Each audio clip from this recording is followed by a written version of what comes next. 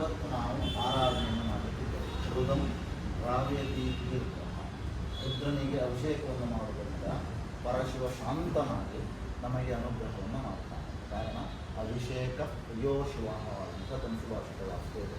ಈಶ್ವರನಿಗೆ ಪ್ರೀತಿಯಾದಂಥದ್ದು ಯಾವುದಿದ್ದರೆ ಅದು ಜಲಾಭಿಷೇಕ. ಅಂತಹ ಅಭಿಷೇಕ ಏಕಾದಶವಾರದಿಂದ 11 ಆವರ್ತನೆಯಿಂದ ರುದ್ರದಿಂದ ಅಭಿಷೇಕವನ್ನು ಮಾಡಿದಾಗ ಭಗವಂತ ಪರಶಿವ ಸುಪ್ರೀತನಾಗುತ್ತಾನೆ. ಕಾರಣ ಈಶ್ವರನಷ್ಟು ಬೇಗ ಒಲಿಯುವಂಥ ದೇವತೆ ಯಾವುದೂ ಇರುವಂಥದ್ದು. ಈಶ್ವರನಿಗೆ ಒಂದು ಆಡು ಶಬ್ದ ಇದೆ, ಗೋಳೆ ಶಂಕರ. ಹೇಳಿದ್ದನ್ನೆಲ್ಲ ಕೊಡುವಂಥ ದೇವರಿಗೂ ಮನುಷ್ಯರಿಗೂ ರಾಕ್ಷಸರಿಗೂ ಎಲ್ಲರಿಗೂ ಒಳ್ಳೆಯದಾಗಲಿ ಅಂತ ಬಯಸಿದಂಥ ಏಕೈಕ ಜೀವವೇ ಪರಶಿವ. ಸಮುದ್ರ ಮಥನ ಕಾಲದಲ್ಲಿ ವಿಷ ಬಂದದ್ದನ್ನು ರಾಕ್ಷಸರಿಗೆ ಕೊಟ್ಟು ಕೊಡೋದು ಹಾಳಾಗ್ಬಿಡ್ರಪ್ಪ ಅಂತ ಕೊಡಬಹುದಿತ್ತು ದೇವತೆಗಳನ್ನೆಲ್ಲ ಉಳಿಸಿ. ಆದರೆ ಪರಶಿವನ ಗುಣ ತಾನೇ ಸ್ವತಃ ಸ್ವೀಕರಿಸಿ ಎಲ್ಲರಿಗೂ ಒಳ್ಳೆಯದಾಗಿರುವಂತಹ ರೀತಿಯಲ್ಲಿ ಅನುಗ್ರಹ ಮಾಡುವಂತಹ ಒಂದು ತಾಕತ್ತಿರುವಂಥ ದೇವರು. ತಥಾ ಬೇಡಿದಾಗ ಯಾವ ವರವನ್ನು ಬೇಕಾದರೂ ಕೊಟ್ಟಿದ್ದಾನೆ. ರಾವಣನಿಗೆ ಆತ್ಮಲಿಂಗವನ್ನೇ ದೇವರು ಕೊಟ್ಟಿದ್ದಾನೆ. ಅದಕ್ಕೆ ಈಶ್ವರನನ್ನು ಭಕ್ತಿಯಿಂದ ಬೇಡಿಕೊಂಡಾಗ ನಮ್ಮ ಯಾವ ಫಲವನ್ನಾದರೂ ನಾವು ಪಡೆಯಬಹುದು. ತಥಾ ಬೇಡದೆ ದೇವರು ವರವನ್ನು ಕೊಡಲು. ನಾವು ದೇವರಲ್ಲಿ ಬೇಡದೆ ದೇವರು ನಮಗೇನು ಮಾಡಲಿಲ್ಲ ಅಂದರೆ ಅದು ಮೂರ್ಖತನದ ಪರಮಾಣು. ಅದಕ್ಕೆ ದೇವರಲ್ಲಿ ಬೇಡಿ ಪಡೆದುಕೊಳ್ಳಬೇಕು. ಕಾರಣ ಭೂಮಿಯಲ್ಲಿ ಗೌರ್ಮೆಂಟ್ ಲೆಕ್ಕಲ್ಲ, ಜನರ ಲೆಕ್ಕಲ್ಲ, ನಾವೆಲ್ಲರೂ ಒಂದೇ ಆದರೂ ಕೂಡ ನಾವು ನೀವು ಮೋದಿ ಆಗಬೇಕಾಗಿಲ್ಲ. ಆಗುವುದು ದೌತ್ಯನ ನಮ್ಮ ಕರ್ಮಾನುಸಾರ. ನಾವು ಹಿಂದಿನ ಜನ್ಮವನ್ನು ನಂಬುದು ಬಿಡೋದು ನಮ್ಮ ವ್ಯಕ್ತಿಗತ ವಿಚಾರ. ಆದರೆ ಪೂರ್ವಜನ್ಮೆ ಕೃತಂಪಾಕಂ ವ್ಯಾಧಿರೂಪೇಣ ಭವಿಷ್ಯತಿ ಅಂತ ಸುಭಾಷಿತ ಹೇಳಿದೆ. ನಿಮ್ಮ ಸಮಸ್ಯೆ ಬೇರೆ, ನನ್ನ ಸಮಸ್ಯೆ ಬೇರೆ, ಕಾರ್ತಿಕೋಟಿ ಸಮಸ್ಯೆ ಬೇರೆ, ರಾಘವತಿ ಸಮಸ್ಯೆ ಬೇರೆ. ಎಲ್ಲರೂ ಮನುಷ್ಯರೇ ಸಮಾನ, ಎಲ್ಲರೂ 40 ಆಸ್ಪಾಸಲ್ಲಿದ್ದಾರೆ. ಆದರೆ ನಮ್ಮ ಎಲ್ಲರ ಸಮಸ್ಯೆಯು ಬೇರೆ ಬೇರೆ ಬೇರೆ. ಅಂದರೆ ನಾವು ಮಾಡುವಂಥ ಕರ್ಮಾನುಸಾರಗಳು. ಪ್ರತಿಯೊಂದು ಮನುಷ್ಯರಿಗೂ ಕಣ್ಣು, ಮೂಗು, ಬಾಯಿ ಎಲ್ಲರಿಗೂ ಇದೆ. ಆದರೆ ಎಲ್ಲದೂ ಬೇರೆ ಬೇರೆ ಬೇರೆ ಹೇಗೆ ಹೇಗೋ ಅದೇ ರೀತಿಯಾಗಿ ಕೋಟಿ ಜನರಿಗೂ ಕೂಡ ಕೋಟಿ ಜನರ ಸಮಸ್ಯೆಯು ಬೇರೆ ಬೇರೆ ಬೇರೆ. ಕಾರಣ ಶಾಸ್ತ್ರ ಯಾವುದನ್ನೂ ಬಾಯಿ ಮಾತಲ್ಲಿ ಹೇಳಲಿಲ್ಲ. ಹಿಂದಿನಿಂದಲೂ ಮಾಡಿದಂಥ ಕರ್ಮ ನಮ್ಮನ್ನೇ ಹುಡುಕಿ ಬರುತ್ತೆ ಅನ್ನುವಂಥದ್ದಕ್ಕೆ ಯಥಾವೇನ ಸಹಸ್ರೇಣ ವತ್ಸಂನಿಂದಂತಿ ಮಾತರ ಆದಂಥ ಕೆಲವಷ್ಟು ಸುಭಾಷಿತ ಶ್ಲೋಕಗಳಿದೆ. 1000 ಬಿಳಿಸುಗಳು ಕಾಳಲ್ಲಿ ಒಂದೇ ಕಡೆ ನೇತಾ ಇದ್ದು ಇವರು ತಮ್ಮ ತಾಯಿಯ ಕೆಚ್ಚಲಿಗೆ ಮಾತ್ರ ಬಾಯಿ ಹಾಕಿದ್ದಾರೆ.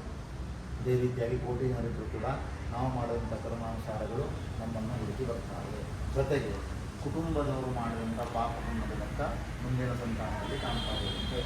ಅಪ್ಪಂದು ಅಜ್ಜಂದು ಆಸ್ತಿ ಬರದೇ ಇದ್ದರೆ ಕೋರ್ಟಿಗೆ ಹೋಗಾದರೂ ಪಡಿಬೇಕು. ಹೈಕೋರ್ಟಲ್ಲಿ ಆರ್ಡರ್ ಬಂದಿಲ್ಲ ಅಂದರೆ ಸುಪ್ರೀಂ ಕೋರ್ಟಲ್ಲೂ ಹೋಗಿ, ಇಲ್ಲಾಂದರೆ 2 ಗಂಟೆ 7 ಗಂಟೆ 9 ಗಂಟೆ ಇದೆ ನಮ್ಗೆ ಅವಕಾಶ. ಪಾಪ ಪುಣ್ಯಕ್ಕೆ ಯಾವ ಕೋರ್ಟಿಗೆ ಹೋಗಬೇಡ, ನಮ್ಮನ್ನು ಹುಡುಕಿ ಬರುತ್ತೆ. ಅದೆಲ್ಲವೂ ಕೂಡಿಕೊಂಡು ಬಂದಾಗಲೇ ಸಮಸ್ಯೆಗಳ ಉದ್ಭವ. ಅಂಥ ಉದ್ಭವವಾದಂತಹ ಸಮಸ್ಯೆಗೆ ದೇವರ ಮೊರೆಯನ್ನು ಹೋಗುವುದು. ಸರ್ವರೋಗಕ್ಕೂ ಭಗವಂತನೇ ಔಷಧಿ. ಅದಕ್ಕೆ ಅಂಥ ಔಷಧಿಯ ರೂಪವಾದಂತಹ ಭಗವಂತನನ್ನು ಆರಾಧನೆಯನ್ನು ಮಾಡಿದಾಗ ನಮ್ಮ ಕರ್ಮಾನುಸಾರಗಳನ್ನು ಕರ್ಮಗಳನ್ನು ಪಡೆದುಕೊಳ್ಳಬಹುದು. ಕರ್ಮ ಆಗುವಂಥದ್ದು ತಾಮ್ರ ಪಾತ್ರೆ ಇರುವಂತಹ ತುಕ್ಕು, ರಷ್ಟು ಅಂತ ಏನು ಕರಿತೀವಿ.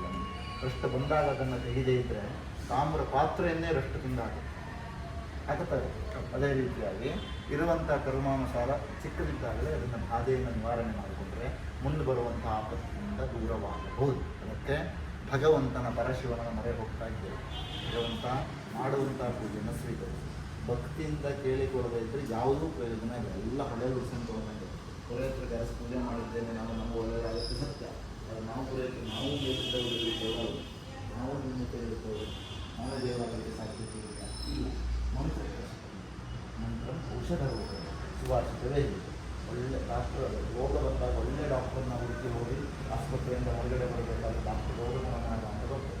ಅದರ ಒಂದು ಸಣ್ಣ ಸೂಕ್ಷ್ಮ ಡಾಕ್ಟರ್ ಕೊಟ್ಟಂಥ ಔಷಧಿ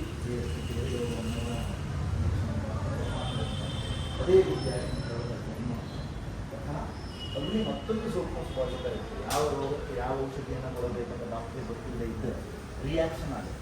ಅದೇ ರೀತಿಯಾಗಿ ಮಂತ್ರವನ್ನು ಕದಿದೇ ಇರುವಂಥವ್ರು ಪೂಜೆಯನ್ನು ಮಾಡಿದರೆ ಮಂತ್ರ ವ್ಯತಿರಿಕ್ತ ಪರಿಣಾಮ, ವ್ಯತಿರಿಕ್ತ ಅಂದರೆ ರಿಯಾಕ್ಷನ್. ಆದ್ದರಿಂದ ನಮ್ಮ 2 ಕಾಲಾಕ್ಷರ ಮಂತ್ರ ನಿಮ್ಮ ಭಕ್ತಿ ತಿಳಿದಾಗ ಮಾತ್ರ ಬರಲಿಕ್ಕೆ ಸಾಧ್ಯ. ಆದ್ದರಿಂದ ಕೊಡುವಂಥ ಪೂಜೆಯನ್ನು ಸ್ವೀಕರಿಸುವುದೇ ನಾಳೆ ಮಾಡುವಂಥ ತುಂಬ ಪ್ರಧಾನಗಳಿಗೆ ಯೋಗ್ಯತೆ ಬರಬೇಕು. ಯೋಗ್ಯತೆ ಬರದೆ ಯಾವ ಮನುಷ್ಯನಿಗೂ ನಾನು ನೀವು ಹೋಗಿ ಮೋದಿ ಹಾಕೊಂಡು ಕೊಡ್ತೀವಿ ಪ್ರಧಾನಮಂತ್ರಿ ಆಗ್ತೀನಿ ಅಂದರೆ ಯಾರಾದರೂ ಕೊಡಲಿಕ್ಕಾದರೂ ಸಾಧ್ಯ ಇಲ್ಲ. ನಮಗೆ ಯೋಗ್ಯತೆ ಬೇಕು. ಎಲ್ಲದಕ್ಕೂ ಒಂದು ಯೋಗ್ಯತೆ, ಪಿಂಡ ಪ್ರಧಾನ ಯೋಗ್ಯತೆ ಬರಬೇಕು. ಅಥವಾ ಜೀವನದಲ್ಲಿ ಕುಟುಂಬದಲ್ಲಿ ಒಂದು ಸಣ್ಣ ಅಶಾಂತಿ ಇದೆ, ಸಣ್ಣ ಕಿಡಿಯಿಂದ ದೊಡ್ಡ ಬೆಂಕಿ ಆಗುವಂಥ ಸಂದರ್ಭಗಳು ಇರಬಹುದು.